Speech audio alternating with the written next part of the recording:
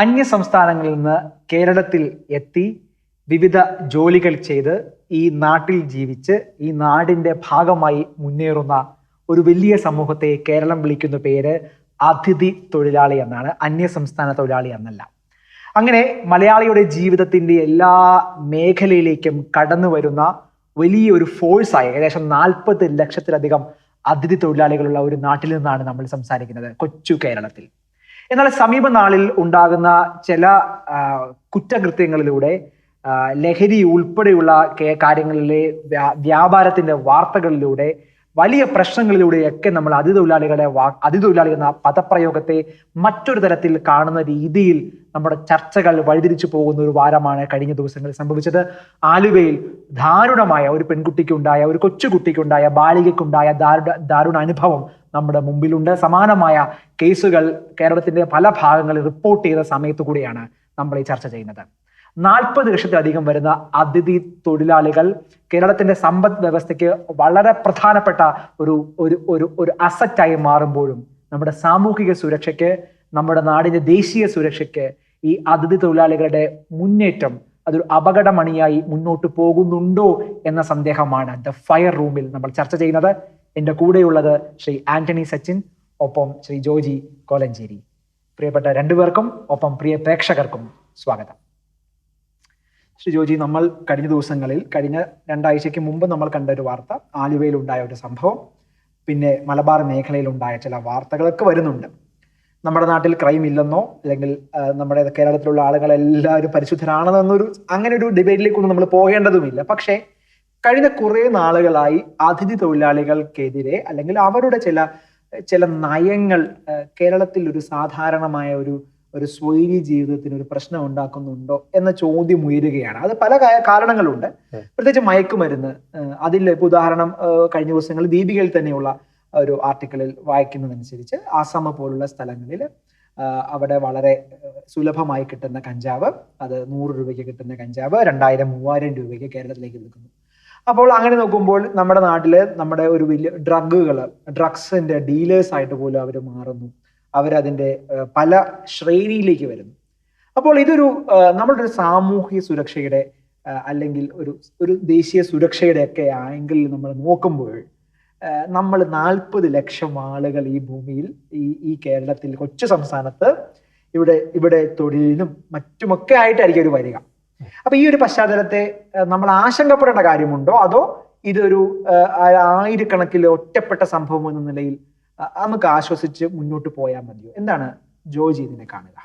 നമ്മൾ ഇതിനെ ആശങ്കപ്പെടേണ്ടതുണ്ടോ എന്ന് ചോദിക്കുമ്പോൾ നമ്മൾ ചിന്തിക്കേണ്ട ഒരു കാര്യം, ഈ ഉണ്ടോ എന്ന് ചോദിച്ചു കഴിഞ്ഞാൽ ഉണ്ട് എന്ന് പറയേണ്ട ഒരു അവസ്ഥയാണ് ഇപ്പോൾ നിലവിലുള്ളത്.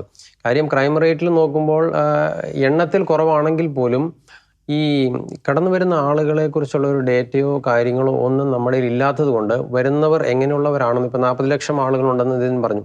അപ്പം അതിലുള്ളവരിൽ ഈ കുറ്റവാളികൾ കടന്നു വരാം. അല്ലെങ്കിൽ ഇപ്പം ഈ ആലുവയിലെ കേസിൽ നമുക്ക് അറിയാം, ഡൽഹിയിൽ ഒരു പീഡന കേസിൽ ജാമ്യത്തിൽ ഇറങ്ങി വന്ന ആളാണ് ഇവിടെ വന്ന് 1 മാസത്തിനുള്ളിൽ ആ പിഞ്ചു കൊച്ചിനെ പീഡിപ്പിച്ച് കൊന്നത് എന്ന് പറഞ്ഞത്. അപ്പം അങ്ങനെയുള്ള ആൾക്കാരുടെ ഒരു കടന്നുകയറ്റം ഒക്കെ തീർച്ചയായിട്ടും നമുക്കൊരു അപകടം തന്നെയാണത്. നമ്മുടെ സുരക്ഷയെ തീർച്ചയായിട്ടും ബാധിക്കുന്നത് തന്നെയാണ് എന്ന് തന്നെയാണ് എനിക്ക് ഇതിൽ പറയാനുള്ളത്. നമുക്ക് ചെയ്യാനുള്ളൊരു കാര്യം എന്ന് വെച്ച് കഴിഞ്ഞാൽ, നമുക്കിപ്പം ഈ അതിഥി തൊഴിലാളികളെ നമുക്ക് പൂർണ്ണമായിട്ട് ഒഴിവാക്കാനും പറ്റത്തില്ലാത്തൊരു സാഹചര്യമാണ് നിലവിൽ കേരളത്തിൽ ഉള്ളത്. അപ്പോൾ അങ്ങനെയുള്ളപ്പോൾ ഇതിനെ നമുക്ക് സുരക്ഷയെ കരുതി നമുക്ക് ചെയ്യാവുന്ന ഒരു കാര്യം എന്ന് പറയുന്നത് ഡേറ്റ, വരുന്ന ആളുകളുടെ ഡേറ്റകൾ നമ്മൾ സംഘടിപ്പിച്ച് അവരുടെ ക്രൈം റെക്കോർഡ്സ് ഒക്കെ നോക്കാനൊക്കെ ഉള്ളൊരു സംവിധാനം നമ്മൾ രൂപപ്പെടുത്തിയാൽ മാത്രമേ ഒരു അപകട മേഖലയെ നമുക്ക് കുറച്ചെങ്കിലും ഒന്ന് തണുപ്പിക്കാൻ അല്ലെങ്കിൽ നമുക്കതിനെ കുറയ്ക്കാൻ സാധിക്കുകയുള്ളൂ. ശരി, എന്തിരിച്ചില്ല സച്ചിൻ, നമ്മൾ രണ്ടുപേരും എറണാകുളത്ത് നിന്നാണ് വരുന്നത്. എൻ്റെ ആസൂത്രണ ബോർഡിന്റെ കണക്കനുസരിച്ച് എറണാകുളത്ത് 7.5 ലക്ഷം ആളുകൾ അതിഥി തൊഴിലാളികളായിട്ടുണ്ട്. 2025 അത് 10 ലക്ഷത്തിലേക്ക് വരികയാണ്. കേരളത്തിൽ എറണാകുളം എന്ന ജില്ലയിൽ മാത്രം. ഒരു പക്ഷേ അതിഥി തൊഴിലാളികളുടെ മെക്ക എന്നറിയപ്പെടുന്ന പെരുമ്പാവൂരും ആലുവയും ഒക്കെ ഉൾപ്പെടുന്ന ഈ എറണാകുളം ജില്ലയിൽ ഒരു കണക്കാണ് നമ്മുടെ മുമ്പിലുള്ളത്. അതുപോലെ എല്ലാ സ്ഥലങ്ങളിലും അവരുടെ സാന്നിധ്യം. അപ്പോൾ എന്നാൽ അതിഥി തൊഴിലാളികളുടെ ഒരു സാന്നിധ്യം ഒഴിവാക്കിക്കൊണ്ടിരിക്കുന്നു. കേരളം അതിഥി തൊഴിലാളികൾ ഒന്ന് പണി മുടക്കിയാൽ, കേരളം ഫുൾ സ്റ്റോപ്പ് ഇട്ടാൽ എന്ന നിലയിൽ ഒന്ന് സ്റ്റാൻഡ് സ്റ്റില്ലാകുന്ന, നിശ്ചലമാകുന്ന ഒരു സാഹചര്യമാണ് നിലവിലുള്ളത്. അപ്പോൾ കേരളം എന്ന ഒരു എക്കണോമിയെ ബിൽഡ് ചെയ്യുന്നതിൽ, അല്ലെങ്കിൽ കേരളം എന്ന ഒരു ഒരു ഒരു ഒരു സംസ്ഥാനത്തെ മുന്നോട്ട് കൊണ്ടുപോകുന്നതിൽ പ്രശ്നങ്ങളും ആശങ്കകളും ഒക്കെ ഉണ്ടെങ്കിൽ പോലും അവരുടെ ആ ഒരു ഇൻവോൾവ്മെന്റിനെ നമുക്ക് തള്ളി പറയാൻ പറ്റില്ലല്ലോ. എങ്ങനെയാണ് അതിനെ കാണുന്നത്? ഞാൻ നമ്മുടെ വീടുകളിലൊക്കെ പണിയാൻ വരുന്ന തൊഴിലാളികളോട്, ഇപ്പം ബംഗാളി, നോർത്ത് എന്നൊക്കെ വരുന്ന തൊഴിലാളികളോടൊക്കെ ഞാൻ സംസാരിക്കാറുണ്ട് അവരുടെ ഗ്രാമത്തെക്കുറിച്ചും കാര്യങ്ങളെ. സത്യത്തിൽ നമ്മൾ ഒത്തിരി ബ്ലെസ്ഡ് ആണെന്നുള്ളത്, അനുഗ്രഹിക്കപ്പെട്ടവരാണ് കേരളത്തിലുള്ളവരെന്നുള്ളത്, ആ കാര്യം അവരോട് സംസാരിച്ചാൽ നമുക്ക് മനസ്സിലാവും. അപ്പോൾ നമ്മൾ അവരെ ആ രീതിയിൽ ഒത്തിരി സ്നേഹത്തോടുകൂടെ എംപത്തിയോടുകൂടി അവരെ സമീപിക്കണം എന്നാണ് എൻ്റെ അഭിപ്രായം. പ്രത്യേകിച്ച് ദൈവം തൻ്റെ ചായയിലും സാദൃശ്യത്തിലും എല്ലാ മനുഷ്യരെയുമാണ് സൃഷ്ടിച്ചേക്കുന്നത്, അല്ലാതെ ക്രൈസ്തവരെ മാത്രമല്ല. അപ്പം ആയതിനാൽ തന്നെ ഒരു എംപത്തി നമ്മൾ അവരോട് കാണിക്കണം. അവരുടെ നമുക്കറിയാം, ഒരു നാട്ടിൽ നിന്ന് പലായനം ചെയ്ത് മറ്റൊരു നാട്ടിലേക്ക് പോവുകയും അവിടെ പോയിട്ട് നമ്മുടെ ഉപജീവന മാർഗത്തിനുള്ള ഇത് അല്ലേ മൈലുകൾക്കപ്പുറം പോയി തേടേണ്ട ഒരു അവസ്ഥ എന്ന് പറയുന്നത് അതൊരു ദയനീയ അവസ്ഥയാണ്. മാത്രമല്ല കേരളത്തിൽ നിന്നുകൊണ്ട് നമുക്കത് കണക്ട് ചെയ്യാൻ പറ്റുന്ന ഒരു കാര്യമല്ലേ, വളരെ കണക്ട് ചെയ്യാൻ പറ്റും. നമ്മളെ ഗൾഫിലൊക്കെ എത്രയോ കാലങ്ങൾ കഷ്ടപ്പെട്ടാണ് ഈ നാട് നിവർന്നു നിന്നതും ഈ നാട് തല ഉയർത്തി മുന്നോട്ട് പോകുന്നതും ഒക്കെ. അങ്ങനെയുള്ള ഒരു സമ്പാദ്യവും അതിന് അധ്വാനവും അതിന്റെ കഷ്ടപ്പാടുകളും ബുദ്ധിമുട്ടുകളും പരിശ്രമങ്ങളും സങ്കേതങ്ങളും സന്ദേഹങ്ങളും ഒക്കെ നമ്മുടെ മുമ്പിലുണ്ട്. അതെ, തീർച്ചയായിട്ടും. അതായത് നമ്മുടെ കേരളത്തിൽ തന്നെ ഇപ്പൊ നമുക്കറിയാം ഏകദേശം 2,40,000 കോടി രൂപയാണ് വിദേശത്ത് നിന്നും മലയാളികളുടെ ബാങ്കുകളുടെ നിക്ഷേപം അല്ലെങ്കിൽ കേരളത്തിലേക്ക് വരുന്ന ധനം അത്രയുണ്ടെന്നാണ് നമ്മൾ കണക്ക് പറയുന്നത്. അപ്പോൾ നമ്മുടെ കേരളം നിലനിൽക്കുന്നത് തന്നെ ഈ പ്രവാസികളുടെ പണത്തിലൂടെ, ഒരു സംശയവും വേണ്ട ആ കാര്യത്തില്. പ്രവാസികളുടെ പണം ഇല്ലെങ്കിൽ കേരളത്തിലെ ഇത്രത്തോളം കേരളം ഡെവലപ്ഡ് ആകുമെന്ന് ഞാൻ വിചാരിക്കുന്നില്ല. ഒരുപക്ഷെ കേരളത്തിന് വിദ്യാഭ്യാസവും മറ്റു കാര്യങ്ങളൊക്കെ കൊടുക്കാൻ സാധിച്ചെങ്കിൽ പോലും സമ്പദ്ഘടനയ്ക്ക് ഇത്രത്തോളം വളർച്ച ഉണ്ടാക്കാൻ സഹായിച്ചത് ഗൾഫ് ബൂം തന്നെയാണ് എന്നുള്ളതാണ്. ഇനി മറ്റ് സംസ്ഥാനങ്ങളെ വെച്ച് കമ്പയർ ചെയ്യുമ്പോഴത്തേക്കും നമ്മുടെ ഇവിടെ മേ ബി ഒരു 1970-കളിലൂടെ സംഭവിച്ച ഒരു ഗൾഫ് ബൂം ഈ ഒരു 50 വർഷം കൊണ്ട് ഇത്രത്തോളം സാമ്പത്തികമായിട്ട് നമ്മളെ വളർത്താൻ സഹായിച്ചെങ്കിൽ അതിൻ്റെ ഒരു പങ്ക് പറ്റുന്നവരായിട്ടാണ് ഇന്ന് ഒറീസക്കാരും ബംഗാളികളായിട്ട് നമ്മുടെ ഇവിടെ വരുന്നവർ. അപ്പൊ അതുകൊണ്ട് തന്നെ അത് ആ നാടുകളിലേക്ക് നമ്മുടെ സമ്പത്ത് കുറച്ച് അങ്ങോട്ട് ഒഴുകട്ടെ എന്ന് തന്നെ ഞാൻ ആഗ്രഹിക്കുന്നത്. കാരണം അവിടെയും സമ്പന്നമാകണം, അങ്ങനെ ഇന്ത്യ മുഴുവനും സമ്പന്നമാകണം. നമ്മുടെ ഇവിടെ മാത്രം സമ്പത്തുണ്ടായ മാത്രം പോരാ, നമ്മൾ അനുഗ്രഹിക്കപ്പെട്ടതിന്റെ ഒരു പങ്ക് അവരും പറ്റിക്കോട്ടെ എന്ന് തന്നെയാണ് ഞാൻ ആഗ്രഹിക്കുന്നത്. കാരണം അവരും ഇന്ത്യക്കാരാണ്. പക്ഷേ കേരളത്തിന്റെ തൊഴിലില്ലായ്മയുടെ കണക്കെഴുതി വരികയാണെങ്കിൽ അത് ഭയപ്പെടുത്തുന്നതാണ്. മാത്രമല്ല കേരളത്തിൽ നിന്ന് ആളുകൾ വിദേശത്തേക്ക് പോകുന്നതിന് ഒരു കാരണം തന്നെ നാട്ടിൽ തൊഴിലില്ല എന്ന് പറയുന്ന ഒരു പശ്ചാത്തലവുമുണ്ട്. അപ്പോൾ ഇത്തരം ആർഗ്യുമെന്റുകൾ നമ്മുടെ മുമ്പിലേക്ക് വരുമ്പോൾ അത് ഏത് തൊഴിലും ചെയ്യാനുള്ള ഒരു മനസ്സ് നമുക്ക് നഷ്ടപ്പെടുന്നുണ്ട്. അങ്ങ് ഒരു പ്രവാസി കൂടി ആയതുകൊണ്ട് എനിക്ക് കൃത്യമായി ഉത്തരം തരാൻ പറ്റും. അപ്പോൾ നമുക്ക് ജോലി ചെയ്യാനുള്ള മടി കൊണ്ടാണോ? കാരണം ഈ കാലങ്ങളിലൊക്കെ നമ്മുടെ ആളുകൾ തന്നെ ചെയ്തിരുന്ന ജോലിയിലേക്കാണ്, നല്ല ശമ്പളത്തിൽ തന്നെയാണ് നമ്മളാരും നല്ല തുക തന്നെ മുടക്കിയാണ് ഈ അന്യ സംസ്ഥാനത്ത് നിന്ന് ആളുകൾ അതിഥി തൊഴിലാളികളെ ജോലിയിലേക്ക് വരിക. എന്നാൽ നാട്ടിൽ നമുക്ക് പ്രശ്നമുണ്ട്, കാരണം നമുക്ക് ജോലി ഇല്ലാത്തതുകൊണ്ട് മറ്റു സ്ഥലങ്ങളിലേക്ക് പോവുകയും ചെയ്യുന്നു. അപ്പോൾ നമ്മൾ പ്രവാസത്തിലേക്ക് നമ്മൾ പോകുമ്പോൾ നമുക്ക് ഈ ജോലികൾ ഏതും ചെയ്യാൻ പറ്റുന്ന ഒരു സാഹചര്യം ഉണ്ടതാണ്. എന്നാൽ നാട്ടിലെ അവസരങ്ങൾ നമുക്ക് വേണ്ടായതാനും ഇതൊരു വൈരുദ്ധ്യമല്ലേ? ഈ വൈരുദ്ധ്യമല്ലേ തീർച്ചയായിട്ടും നമ്മൾ അതിഥി തൊഴിലാളികൾ ഈ നാട്ടിലേക്ക് എത്തിക്കുന്നത്? അവരെ നമ്മൾ കേരളം നമ്മുടെ തന്നെ അലസത അല്ലെങ്കിൽ നമ്മുടെ തന്നെ താല്പര്യമില്ലായ്മ, നമ്മുടെ തന്നെ മടി, അല്ലെങ്കിൽ നമ്മുടെ തന്നെ ദുരഭിമാനം, കർത്താഭിമാനം, ഇതൊക്കെ തന്നെയല്ലേ നമ്മള് ഇങ്ങനെയുള്ള മറ്റൊരാളെ ആശ്രയിക്കേണ്ട സാഹചര്യത്തിലേക്ക് നമ്മുടെ സംസ്ഥാനത്തെ മാറ്റിയത്? അതെ, തീർച്ചയായിട്ടും. ഇപ്പൊ സച്ചിൻ പറഞ്ഞ പോലെ ഈ പ്രവാസികളുടെ പണത്തിന്റെ ഒഴുക്ക് തന്നെയാണ് ഇവരെ ഇങ്ങോട്ട് നമ്മുടെ കേരളത്തിലേക്ക് എത്തിച്ചതും. കാരണം ഇവർക്ക് കൂലി കൂട്ടി കൊടുക്കും. ഇപ്പം ഉദാഹരണം പറഞ്ഞു കഴിഞ്ഞാൽ ഒരു പ്രവാസി ഒരു പണിക്ക് വിളിച്ചാൽ, ഇപ്പം സിമ്പിൾ ഉദാഹരണമാണ് ഞാൻ പറയുന്നത്, ഒരു മീൻ മേടിക്കാൻ പോയി കഴിഞ്ഞാൽ ഇവർ 200 രൂപ മീനാണ് 300 രൂപ ചിലപ്പോൾ കൊടുക്കും. അപ്പം അങ്ങനെ അതൊരു കൂടി വന്നതിൻ്റെ ഇതായിട്ടാണ് കൂലി ഈ കൂടിയതും 700, 800, ഇപ്പോൾ 1000 വരെ എത്തിനിരിക്കുന്ന ഒരു സാധാരണ തൊഴിലാളിയുടെ. ഒരു പ്രവാസി എന്ന നിലയിൽ എനിക്കിപ്പം ഇവിടെയുള്ള ഈ ഒറീസ ബംഗാളികൾ അവരെയൊന്നും മുഴുവനായിട്ട് നമുക്ക് തള്ളിക്കളയാൻ പറ്റത്തില്ല. ഞാനും ഒരു പ്രവാസിയാണ്, അവരും നമ്മുടെ നാട്ടിൽ പ്രവാസിയായിട്ട് ജീവിക്കുന്നു, അവരും പൈസ ഉണ്ടാക്കുന്നു, അവരുടെ കുടുംബങ്ങളുടെ കാര്യങ്ങൾ നടത്തുന്നു. നമ്മൾ അതുപോലെ തന്നെ അന്യനാട്ടിൽ പോയി കിടന്ന് ജോലി എടുക്കും, നമ്മൾ കേരളത്തിട്ട് പൈസ കൊണ്ടുവന്നു, അവർ തിരിച്ച് അങ്ങോട്ട് കൊണ്ടുപോകുന്നു. അപ്പോൾ ഇവിടെ ഒരു പ്രശ്നം എന്താണെന്ന് വെച്ചാൽ ഇവരെ നമ്മൾ ശത്രുക്കളായിട്ടോ ഒന്നും കാണേണ്ട കാര്യമില്ല. ഈ പറഞ്ഞ പോലെ ഇതിനാദ്യം പറഞ്ഞ പോലെ അപകട സാധ്യത ഇതിൽ കുറയ്ക്കാൻ വേണ്ടി നമുക്ക് നമ്മുടെ സർക്കാരുകൾ ചെയ്യേണ്ട ചില കാര്യങ്ങളുണ്ട്. കാര്യം എന്താണെന്ന് വെച്ച് കഴിഞ്ഞാൽ ഇവിടെ നമുക്കൊരു കുറച്ചു കാലം മുൻപ് നമ്മളൊരു ഒരു രാഷ്ട്രീയ സംഘടനയുടെ ഒരാൾ കൊല്ലപ്പെട്ടതിന്റെ പേരിൽ ഒരു തീവ്ര രാഷ്ട്രീയ ഹൈക്കോടതി പോലും തീവ്രവാദ രാഷ്ട്രീയ പ്രസ്ഥാനം എന്ന് പറഞ്ഞ ഒരു സംഘടനയാണ്. അതിന്റെ ഒരാള് നേതൃത്വ നിരയിലുള്ള ഒരാള് കൊല്ലപ്പെട്ട് കഴിഞ്ഞപ്പോൾ പാതിരാത്രിയിൽ ഒരു ജാഥ എറണാകുളത്ത് അറേഞ്ച് ചെയ്തപ്പോൾ അതിൽ ഭൂരിഭാഗവും വന്നത് ഈ അതിഥി തൊഴിലാളികൾ എന്ന് വിളിക്കുന്ന ആളുകളാണ്. അവരെ അറേഞ്ച് ചെയ്ത് ആരാണെന്നും അതിന് പിന്നിലുള്ള ആരാണെന്നും ഒക്കെ പിന്നീട് നമുക്ക് മനസ്സിലാക്കാൻ സാധിച്ചു. അപ്പം ഇങ്ങനെയുള്ള കാര്യങ്ങൾക്ക് ഈ അതിഥി തൊഴിലാളികളെ ഉപയോഗിക്കുന്നുണ്ടെങ്കിൽ ചില രാഷ്ട്രീയ പാർട്ടികൾ അവരുടേതായ രീതിയിലുള്ള കാര്യങ്ങൾ മുന്നോട്ട് കൊണ്ടുപോകാൻ വേണ്ടിയും ഒക്കെ ഉപയോഗിക്കുന്നുണ്ടെങ്കിൽ അതിനെ തീർച്ചയായിട്ടും നമ്മൾ സർക്കാരിന്റെ തലത്തിൽ അതിനെ തടയാനുള്ള നടപടികൾ സ്വീകരിച്ചാൽ മാത്രമേ ഇതിന്റെ പിന്നിലുള്ള അപകട സാധ്യതകൾ നമുക്ക് കുറയ്ക്കാൻ പറ്റത്തുള്ളൂ. അതായത് അങ്ങ് പറയുന്നത് അതിഥി തൊഴിലാളികൾ കേരളത്തിൽ പ്രത്യേകിച്ച് എറണാകുളം പോലുള്ള സ്ഥലങ്ങളിൽ എക്സ്ട്രീമായ രാഷ്ട്രീയ പാർട്ടികൾ അല്ലെങ്കിൽ തീവ്രമായിട്ടുള്ള ആശയങ്ങൾ പ്രചരിപ്പിക്കുന്ന ആളുകളിലെ ഐഡിയോളജിയിലേക്ക് ഇവർ ആകൃഷ്ടരായിട്ടുണ്ടെന്നാണോ, അല്ലെങ്കിൽ ഉണ്ട്. അതുപോലെ തന്നെ പ്രോഗ്രാമുകളൊക്കെ അറേഞ്ച് ചെയ്യുന്നുണ്ട്. കാരണം ഇവരുടെ ആരാധനാലയങ്ങളിൽ പോകുമ്പോൾ പോലും അവരെ ക്യാൻവാസ് ചെയ്ത് ഇതുപോലുള്ള ഇതിന് കൊണ്ടുപോവുകയും ഇങ്ങനെയുള്ള എന്തെങ്കിലും പ്രശ്നം വന്നു കഴിഞ്ഞാൽ ഒന്ന് വിളിച്ചാൽ തന്നെ അവർ കൂടി എത്തുകയും ഒക്കെ ചെയ്യുന്നുണ്ട്. അപ്പം അത് നല്ല കാര്യങ്ങൾക്ക് ആളുകളെ ഉപയോഗിക്കുന്നുണ്ട്, കുഴപ്പമൊന്നുമില്ല. പക്ഷേ ഇതുപോലെയുള്ള മോശമായിട്ടുള്ള കാര്യങ്ങളൊക്കെ അല്ലെങ്കിൽ എന്തെങ്കിലും നമുക്ക് ഒരു ഭീതി ഉളവാക്കുന്ന ഒരു കാര്യത്തിനോട് ഉപയോഗിക്കുമ്പോൾ അത് തീർച്ചയായിട്ടും നമ്മുടെ സുരക്ഷയെ ബാധിക്കുന്നത് തന്നെയാണ്. അപ്പോൾ അതിനെയൊക്കെ ഒരു കൺട്രോൾ ചെയ്യേണ്ടത് തീർത്തും അനിവാര്യമാണ്. കാരണം ഈ പറഞ്ഞ കണക്കനുസരിച്ച് 40 ലക്ഷത്തോളം എത്തിയ സ്ഥിതിക്ക് ഇനിയെങ്കിലും അതിനെ കൺട്രോൾ ചെയ്യാനുള്ള കാര്യങ്ങൾ നമ്മൾ നടപടി എടുത്തില്ല എന്നുണ്ടെങ്കിൽ പിടിച്ചാൽ കിട്ടാത്ത ഒരു അവസ്ഥയിലേക്ക് കാര്യങ്ങൾ പോകും. അത്ര ഒരു സുരക്ഷാ പ്രശ്നം ഉണ്ടോ സച്ചിൻ നോക്കി കാണുന്നുണ്ടോ? അപ്പോൾ എറണാകുളം പോലുള്ള സ്ഥലങ്ങളിൽ പ്രത്യേകിച്ച് എല്ലാ തരത്തിലുമുള്ള എക്സ്ട്രീം ഫോഴ്സുകൾക്ക് നല്ല വളക്കൂറുള്ള ഒരു മണ്ണ് തന്നെയാണ് എറണാകുളം. മാത്രവുമല്ല കൊടി പിടിച്ച നേതാക്കന്മാരൊക്കെ കുട്ടി നേതാക്കന്മാരൊക്കെ നാട് വിടുകയും കാനഡയിലേക്കൊക്കെ പോകുന്ന ഒരു സാഹചര്യത്തിൽ എനിക്കൊന്ന് രാഷ്ട്രീയ പാർട്ടികൾക്ക് പോലും കേരളത്തിൽ പിടിച്ചു നിൽക്കണമെന്നുണ്ടെങ്കിൽ അതിഥി തൊഴിലാളികളുടെ ഒരു എക്സിസ്റ്റൻസ് വളരെ പ്രധാനപ്പെട്ടതാണ്. അവരവരുടെ മക്കളുമൊക്കെ കൊടി പിടിച്ച് കൈ കൊടുത്ത് രാഷ്ട്രീയ പാർട്ടികൾ പോലും അല്ലെ, ഞാനതിനെ എക്സാഗ്രേറ്റ് ചെയ്യുന്നതെന്ന് പോലും എനിക്ക് തോന്നുന്നില്ല.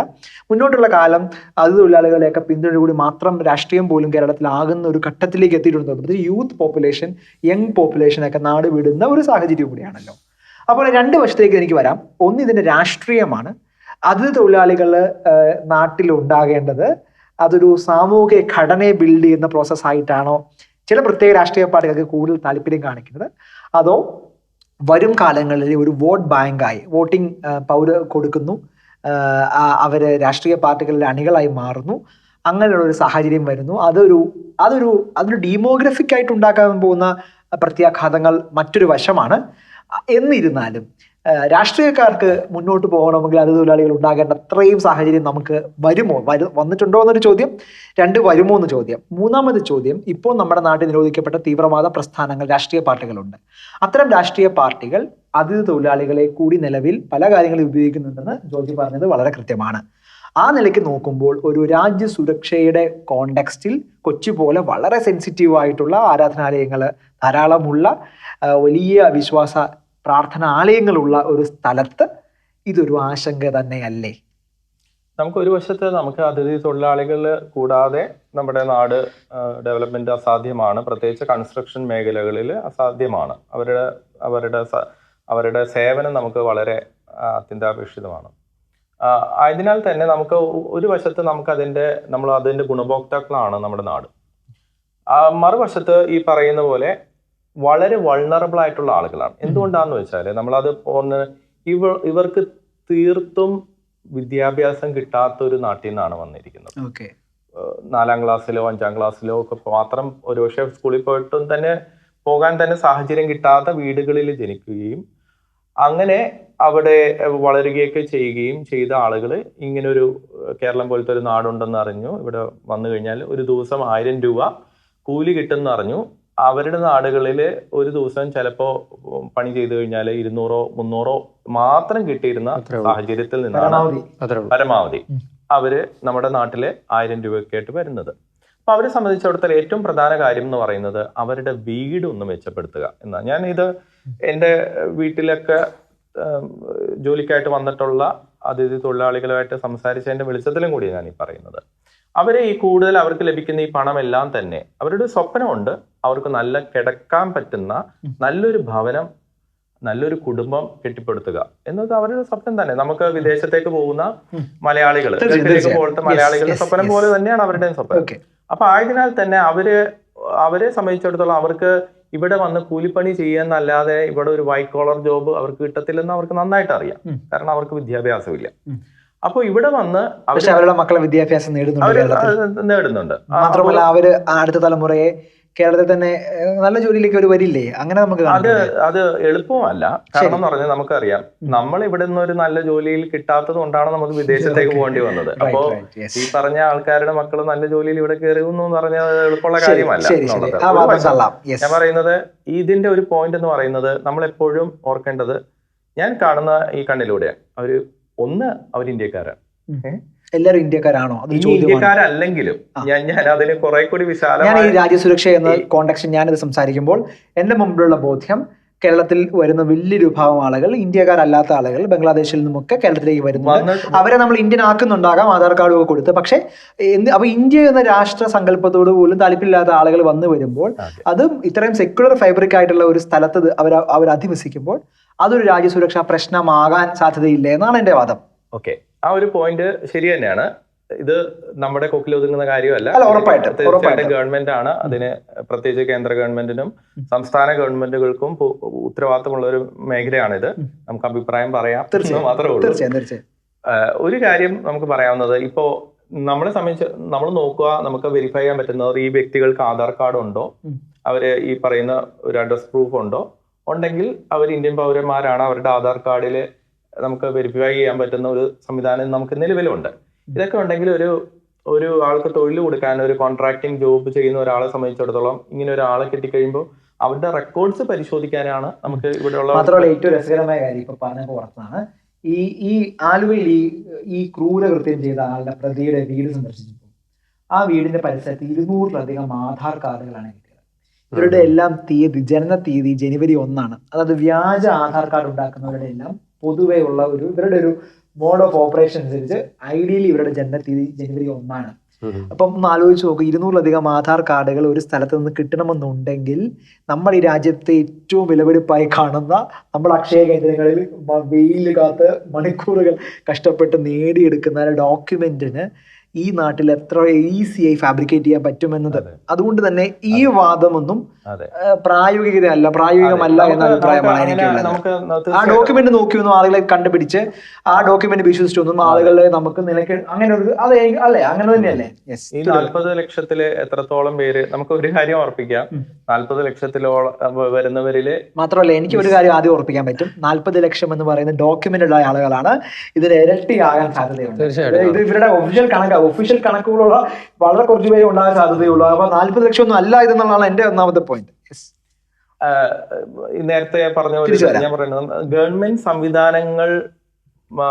സംവിധാനങ്ങൾക്ക് പാളിച്ച സംഭവിച്ചു കഴിഞ്ഞാല് അന്യ നാട്ടിൽ നിന്നോ അന്യ രാജ്യങ്ങളിൽ നിന്നുള്ള ആളുകൾ ഇവിടെ വന്ന് സിറ്റിസൺഷിപ്പ് എടുക്കുന്ന കാര്യങ്ങൾ ഗവൺമെന്റ് പോലും അറിയണം എന്നില്ല. അത് ഞാൻ കാണുന്നത് അത് ഗവൺമെന്റിന്റെ ഭാഗത്തുള്ള പാളിച്ചയാണ്. ഗവൺമെന്റ് സിസ്റ്റം പ്രോപ്പറായിട്ട് വർക്ക് ചെയ്യാത്തതുകൊണ്ടാണ്. പക്ഷേ എന്റെ ചോദ്യമാണ്, എന്റെ വീട്ടിൽ ഞാൻ ജോലിക്കെടുക്കുന്ന ഒരാളെ എനിക്ക് എങ്ങനെ വെരിഫൈ ചെയ്യാൻ പറ്റും? നീ ഇന്ത്യക്കാരന് തന്നെയാണോ, അതിന്റെ രേഖകൾ കാണിക്കൂ എന്ന് പറഞ്ഞ് ഞാൻ നമ്മൾ കൊടുക്കുന്ന 1000 രൂപക്ക് നമുക്ക് സാധാരണക്കാരായ കോൺട്രാക്ടേഴ്സിനോടൊക്കെ ഓൾറെഡി ഇപ്പൊ നമ്മുടെ സംസ്ഥാന ഗവൺമെന്റ് അവരുടെ കീഴിലുള്ള അതിഥി തൊഴിലാളി ലിസ്റ്റുകളും കാര്യങ്ങളും ഒക്കെ കൊടുക്കണമെന്നൊക്കെ പറഞ്ഞെങ്കിലും എത്രയോ കാലമായി നടക്കുന്നത്. ഇത് ഒരു പ്രശ്നം വരുമ്പോൾ മാത്രം നടക്കുന്ന ഒരു രേഖ പറക്കിയെടുക്കലാണിത്. ഇതൊന്നും ആത്യന്തികമായിട്ട് ക്ലിയർ ആയിട്ട് സബ്മിറ്റ് ചെയ്യുന്നുണ്ടാവില്ല. അതിലൊക്കെ ഒരുപാട് മിസ്സിങ്.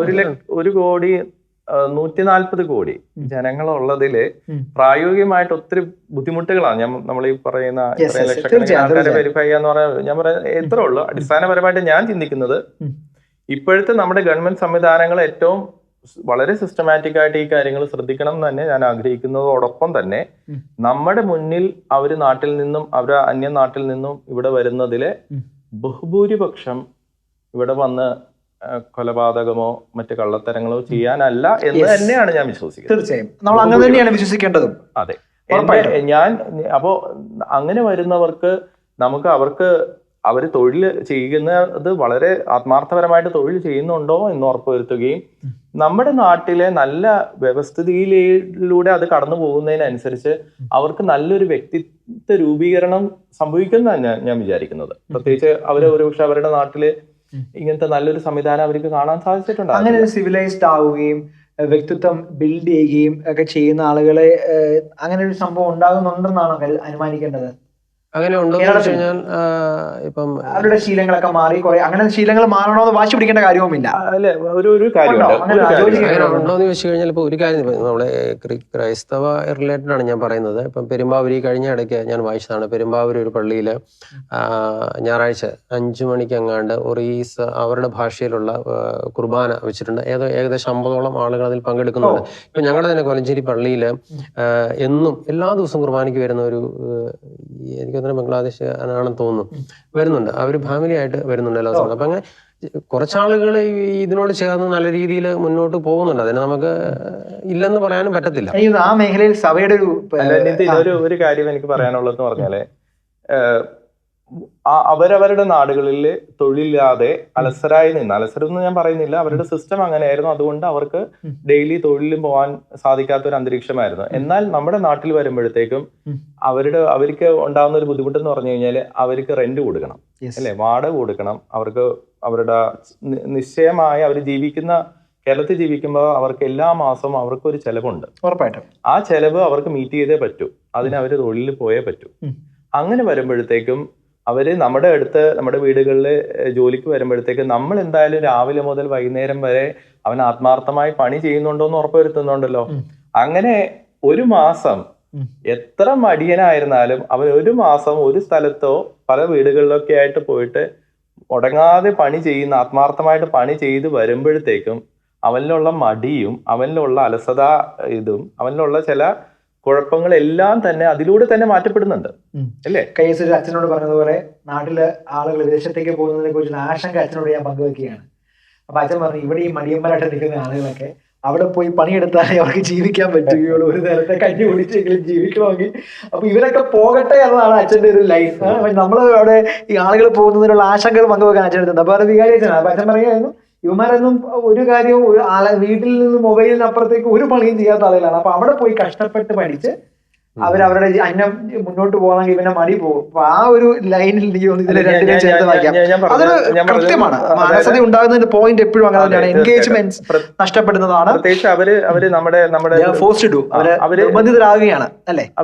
അവര് പലരും പറഞ്ഞിരിക്കുന്ന ഒരു കാര്യം എന്ന് പറഞ്ഞാൽ നമ്മുടെ വീടുകളിലൊക്കെ വരുമ്പോഴത്തേക്കും അവര് ആവശ്യത്തിൽ വളരെ റെസ്പെക്ട്ഫുള്ളി ട്രീറ്റ് ചെയ്യുന്നു എന്നുള്ളതാണ്. നമ്മൾ വളരെ ബഹുമാനത്തോടു കൂടെയും സ്നേഹത്തോടു കൂടെയൊക്കെ അവരെ ട്രീറ്റ് ചെയ്യുന്നു എന്നുള്ളതാണ് അവർ കണ്ടുപഠിക്കുന്ന ഒരു വലിയൊരു കാര്യം. മാത്രമല്ല, ഈവൻ നമ്മൾ ഒരു 1000 രൂപ ആണ് ദിവസക്കൂലിയെങ്കിലും നമ്മൾ ഒരു ചെറിയ ഡിസ്കൗണ്ട് ഒക്കെ വെച്ചിട്ട് ഒരു 900 രൂപയെങ്കിലും അവന് കൊടുക്കുമല്ലോ എന്തായാലും. അതുപോലും ആ വ്യക്തിയെ സംബന്ധിച്ചിടത്തോളം വലിയൊരു തുകയാണ്. തുക കിട്ടുന്നതിൽ അതൊരു ആദരവാണ്. ഒരു നാട്ടിൽ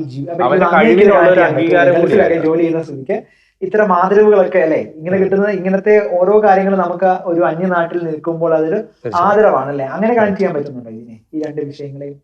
അതെ, കാരണം ഇപ്പൊ ഈ പറഞ്ഞ പോലെ നമ്മുടെ ഡെയിലി നമ്മളിപ്പോ ഗൾഫിലാണെങ്കിലും ശരി, നമുക്ക് അവിടെ മുടക്കെന്ന് പറഞ്ഞാൽ അവിടെയുള്ള പബ്ലിക് ഹോളിഡേസിനും അല്ലെങ്കിൽ വെള്ളിയാഴ്ചകളിലും മാത്രമൊക്കെ ഉള്ളൂ. ഇപ്പൊ ഇവിടെ എന്ന് പറഞ്ഞാൽ ഇപ്പൊ ഈ പറഞ്ഞ പോലെ വാടക അല്ലെ അവരുടെ എക്സ്പെൻഡിച്ചർ, അവരുടെ ചെലവുകളൊക്കെ മീറ്റ് ചെയ്യാൻ വേണ്ടി അവർ ഒരു ദിവസം പോലും ഒഴിവാകാതെ പണിയെടുക്കുന്നുണ്ട്. അപ്പൊ അങ്ങനെയൊക്കെ വരുമ്പോൾ ഇപ്പൊ ഈ ആദ്യം പറഞ്ഞ പോയിന്റിൽ അലസത അങ്ങനെ ഒന്നും ഇല്ലാതെ അവരൊരു നല്ലൊരു രീതിയിൽ സോഷ്യൽ ലൈഫ് മുന്നോട്ട് കൊണ്ടുപോകും. പ്രധാനപ്പെട്ട ഒരു വിഷയം, രാഷ്ട്രീയ പാർട്ടികളുടെ മുമ്പിൽ ഇതൊരു വോട്ട് ബാങ്ക് പൊളിറ്റിക്സ് ആയി അതിഥി തൊഴിലാളികൾ മാറുന്നുണ്ടോ? ഇപ്പം ഇത് ചില രാഷ്ട്രീയ പാർട്ടികൾ ഉന്നയിച്ചത് അതിഥി തൊഴിലാളി എന്നുള്ള വാക്കിൽ പോലും ഒരു രാഷ്ട്രീയമുണ്ടെന്നും അത് രാഷ്ട്രീയ പൊളിറ്റിക്സ് ആയി അത് മാറുന്നുണ്ട് എന്നും ഒരു വലിയൊരു ഒരു വോട്ട് ബാങ്കായി മുന്നോട്ട് വരാൻ സാധ്യതയുള്ള ഒരു വിഭാഗമാണ് കേരളത്തിൽ ജോലി ചെയ്യുന്ന ആളുകൾ. അങ്ങനെ നോക്കുമ്പോൾ രാഷ്ട്രീയ പാർട്ടികൾ ലാഭത്തിന് വേണ്ടി ഇവർ ഉപയോഗിക്കുമ്പോൾ അത് അംഗീകരിക്കുന്ന രാഷ്ട്രീയ പാർട്ടികളും അംഗീകാരമില്ലാത്ത തീവ്രവാദ പ്രസ്ഥാനങ്ങളും ഒക്കെ അത്തരം ആളുകൾ ഉപയോഗിക്കുന്ന ഒരു സാഹചര്യം വന്നു കഴിഞ്ഞാലുള്ള ആശങ്കയാണ് എനിക്ക് തോന്നുന്നു ഇവിടെ ഒരു social security, national security perspective നമ്മൾ കാണേണ്ടത്. അപ്പോൾ അങ്ങനത്തെ വാദത്തെ എങ്ങനെയാണ് കാണേണ്ടത്? ഇവിടെ ഒരു വോട്ടവകാശമൊക്കെ നേടുന്ന ഈ നാട്ടിലെ തീരുമാനങ്ങളൊക്കെ എടുക്കുന്ന ഘട്ടത്തിലേക്ക് അവർ വന്നു കഴിഞ്ഞാൽ അതിന് ആശങ്കപ്പെട്ട കാര്യമുണ്ടോ എന്നതാണ് ഒന്നാമത്തെ ചോദ്യം. കാരണം നമ്മൾ കാനഡയിലെ ഏറ്റവും ടോപ്പായ പൊസിഷനിലേക്ക് വരുന്നത് ഇന്ത്യയിലുള്ള ആളുകളാണ്. UK പ്രധാനമന്ത്രി ഒരു ഇന്ത്യൻ വംശജനാണ്, UK പ്രധാനമന്ത്രി. അങ്ങനെയൊക്കെയുള്ള പശ്ചാത്തലം അവിടെ ഉണ്ടെങ്കിൽ അതിനെ ആശങ്കപ്പെടേണ്ട കാര്യമുണ്ട്. അങ്ങനെ ആശങ്ക കേരളത്തിൽ ഇപ്പോൾ ഉണ്ട്. അതിലേക്ക് നമ്മൾ കടക്കാന്ന് പറഞ്ഞാൽ വോട്ടവകാശം എന്നൊക്കെ പറഞ്ഞാൽ അതിനൊക്കെ കുറച്ചുകൂടെ പ്രോസസ് ഉണ്ട്. അതൊക്കെ ഒരു പ്രാവർത്തികമാകുമോ എന്ന് ചോദിച്ചു കഴിഞ്ഞാൽ അത് നമ്മൾ ശരിക്കും കാത്തിരുന്ന് കാണേണ്ടതെന്ന് പറയാൻ പറ്റില്ല. കാരണം അതിന്റെ പ്രോസസ്സുകളൊക്കെ കടന്ന് ഇവർക്ക് വോട്ടവകാശമൊക്കെ കിട്ടുമോ എന്നൊക്കെ നമ്മൾ ഒറ്റ കാര്യങ്ങൾ നമുക്ക് ഈ അവസാനത്തിലേക്ക് വന്നേക്കാം. സച്ചിന്റെ അഭിപ്രായത്തിൽ കേരളത്തിൽ വരുന്ന ആളുകൾ അവർ അംഗീകരിക്കപ്പെടേണ്ടതാണ്, ആദരിക്കപ്പെടേണ്ടതാണ്. അവർ കേരളത്തിൽ വരുന്നത് ഇവിടെ സെറ്റിൽ ആകാൻ വേണ്ടി അല്ല, അന്നത്തെ അന്നത്തിന് വേണ്ടിയാണ് വരുന്നത്. കേരളത്തിൽ അവർക്ക് ഭാവിയിലേക്ക് മുന്നോട്ട് പോകുമ്പോൾ കേരളത്തിൽ തന്നെ മുന്നോട്ട് പോകാൻ അവർ ആഗ്രഹിക്കുന്നില്ല. അവർ ഒരു ബാങ്ക് ഡെപ്പോസിറ്റ് ഉണ്ടാക്കി അല്ലെങ്കിൽ വീടിന്റെ നാടിന്റെ അപ്പൊ അവരുടെ ഇൻവെസ്റ്റ്മെന്റിലൊക്കെ നാട്ടിലേക്ക് വരുന്നു. പിന്നെ എനിക്ക് തോന്നുന്നു ഈ പശ്ചാത്തലത്തിലേക്ക് നമ്മൾ ചേർത്ത് വായിക്കേണ്ട കാര്യം നമ്മുടെ നാട്ടിലുണ്ടാകുന്ന സമ്പദ് വ്യവസ്ഥയിൽ ഉണ്ടാകുന്ന ചില തിരിച്ചടികൾ ഇനിയുള്ള കാലത്ത് അതിഥിതൊഴിലാളികൾക്ക് കേരളം അന്യമാക്കും. അതൊന്ന് ഗൾഫ് രാജ്യങ്ങളിലെ നമ്മുടെ പണമൊഴുക്ക്, വിദേശ രാജ്യങ്ങളിൽ നിന്നുള്ള ആളുകൾ കുടിയേറുന്നത്, ഗൾഫ് രാജ്യത്തിൽ നിന്നുള്ള തിരിച്ചുപോക്ക് അല്ലെ, അവർ തിരിച്ച് കേരളത്തിലേക്ക് വരുന്ന സാഹചര്യം. അപ്പോൾ നമുക്കുണ്ടാകുന്ന ഒരു വലിയ എക്കണോമിക് സോഴ്സ് കേരളത്തിൽ നിന്ന് ഇല്ലാതാകുന്ന കാലം. 2, ഗൾഫ് രാജ്യങ്ങൾക്ക് പകരം നമ്മുടെ വലിയൊരു സമൂഹം ഇപ്പോൾ വിദേശത്തേക്ക് പോകുന്നു, യൂറോപ്പിലേക്ക് പോകുന്നു. അവരാരും ഇന്ത്യയിലേക്ക് കേരളത്തിലേക്ക് പൈസ അയക്കാൻ പോകുന്നതല്ല. ആ പൈസ പരമാവധി ആ രാജ്യത്തേക്ക് തന്നെ അടയ്ക്കുന്നു. മാതാപിതാക്കളെ തന്നെ അങ്ങോട്ടേക്ക് കൊണ്ടുപോയി അവിടെ ഫാമിലി സെറ്റിൽ ചെയ്യുന്നു. 3, അതോടൊപ്പം തന്നെ നാട്ടിലേക്കുള്ള ഇൻവെസ്റ്റ്മെന്റ് കുറയുന്നു, ഇങ്ങോട്ടുള്ള ഇൻഫ്ലോ, പൈസയുടെ ഇൻഫ്ലോ കുറയുന്നു. ഈ 2 പ്രതിസന്ധികൾ കേരളത്തെ വലിയൊരു സാമ്പത്തിക പ്രതിസന്ധിയിലേക്ക് എത്തിക്കാൻ പോകുന്നു. ആ സാമ്പത്തിക പ്രതിസന്ധിയിൽ ഏറ്റവും ആദ്യം അത് തിരിച്ചടി ഉണ്ടാകാൻ പോകുന്ന നിർമ്മാണ മേഖലയാണ്.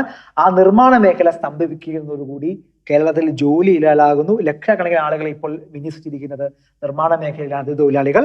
ആ അതിഥിതൊഴിലാളികൾക്ക് കേരളത്തിൽ പിടിച്ചു നിൽക്കാൻ പറ്റാത്ത സാഹചര്യം ഉണ്ടാകുന്നു. അങ്ങനെ സാഹചര്യം വരുമ്പോഴേക്കും അവർ തിരിച്ചു പോകുന്നു. അങ്ങനെ തിരിച്ചു പോകുമ്പോൾ കേരളത്തിൽ ഉണ്ടാകാൻ പോകുന്ന തൊഴിൽ ഉണ്ടാകുമോ, തൊഴിൽ കുറയുമോ? തൊഴിൽ ഉണ്ടായാൽ അത് ടേക്കപ്പ് ചെയ്യാൻ നമ്മൾ ആരെ ആശ്രയിക്കണം?